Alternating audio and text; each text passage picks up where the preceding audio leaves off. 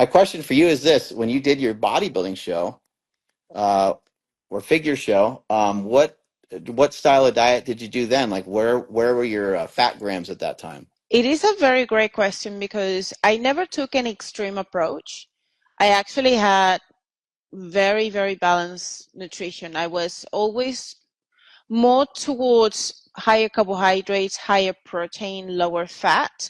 But as you did say before, you usually tend to eat what you're more likely to like your what is your default preference.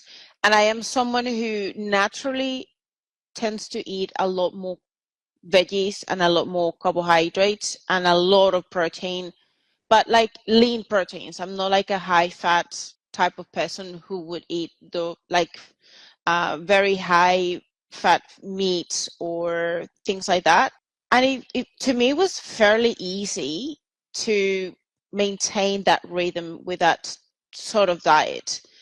I think probably my protein was about 2 grams, so 2.2 grams per kilogram of body weight, probably a little bit more. Carbohydrates roughly. I always kind of like try to eat almost the same.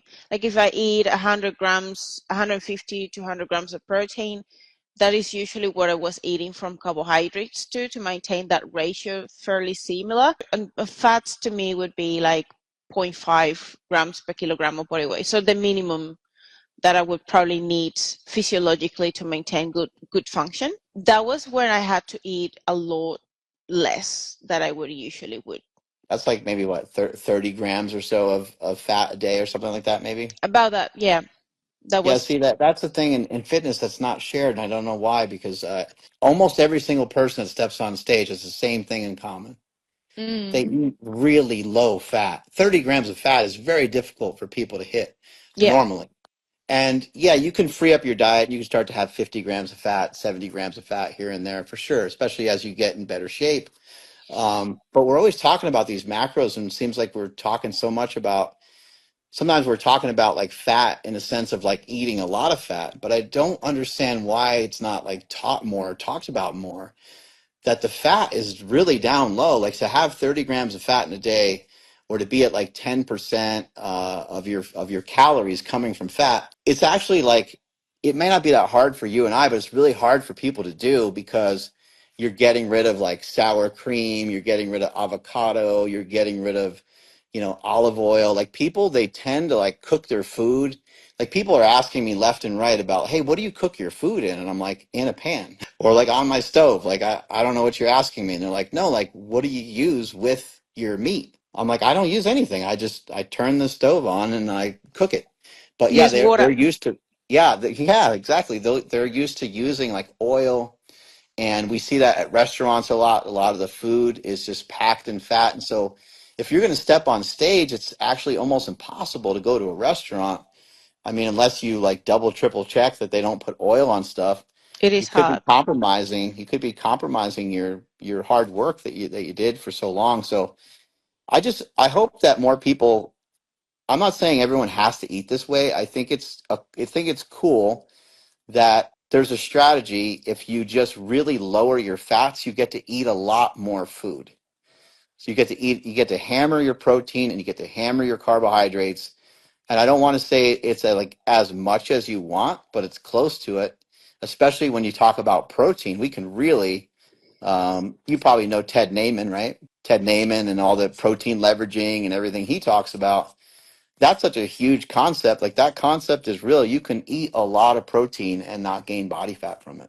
Yeah, and that's because it's going to impact your appetite, and you will feel a lot fuller, but also you will have a lot more fiber intake and a lot more volume that is going to allow you to just mechanically, when your stomach expands, sends a signal to your brain that there is something going on in your digestive system that allows you to get the signal of feeling fuller.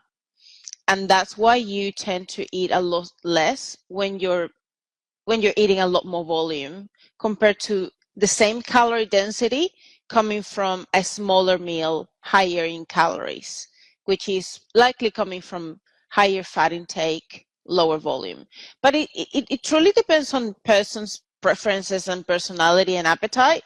There are people that actually feel fairly quickly full when they eat a smaller volume.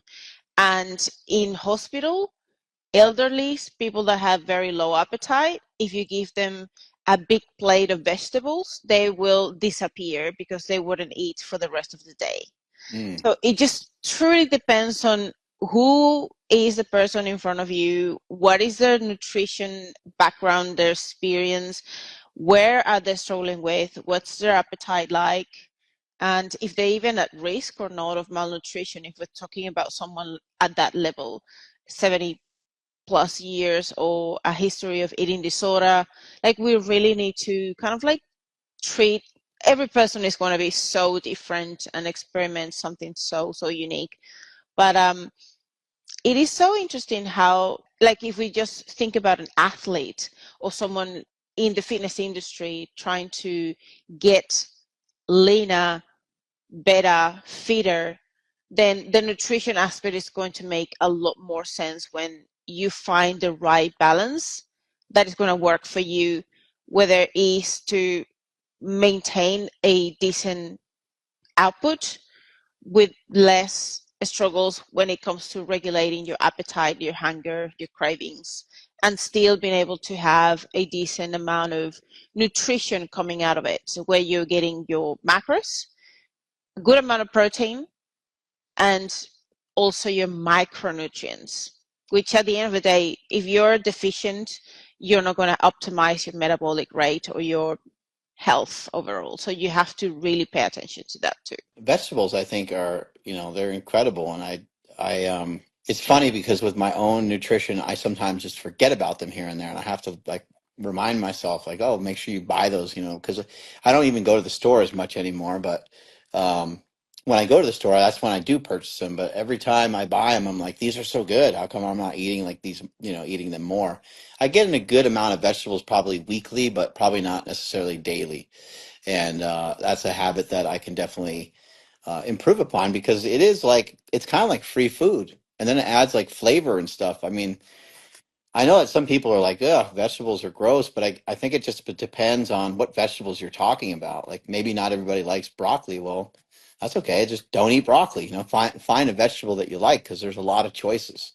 And same thing with fruit. Some people, when I've told them about the diet that I do, they're like, oh, I don't really like grapes, or I don't like this or that. And it's like, well, there's a lot of other options, so find the options that you're comfortable with. And I think that's what everyone's really trying to do with nutritional protocols, especially when it comes to weight loss. Like weight loss can be very uncomfortable. And I think that the way that we, typically think about weight loss is we think we have to eat these healthy foods that have no taste to them, that don't taste good.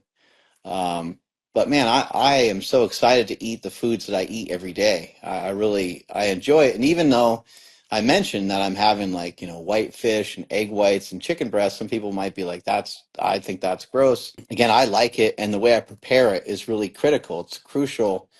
How are you cooking these things up? If I cook up um, some uh, some chicken breast, but I cook it up with a bunch of like fajita mix, like peppers and onions and stuff like that.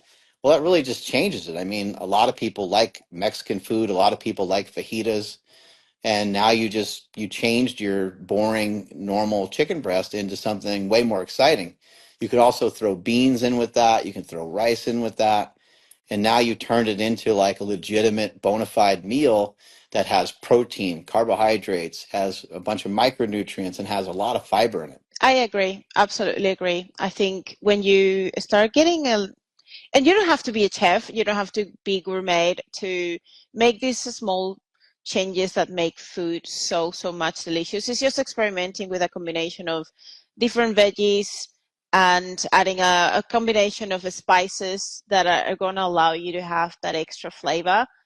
That can change completely the way you experience the flavor from food, even if it's a boring meal, because you're using basic staples that are low fat, like chicken breast white fish or this kind of like even vegetables. Like if you don't know how to prepare vegetables with different spices or different flavors, you probably won't enjoy vegetables at all. Like I can't eat any vegetable just plain. I have to make a combination, use soy sauce.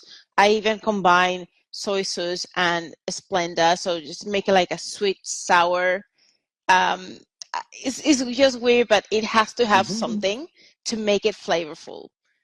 Otherwise, I won't be able to eat any vegetable whatsoever.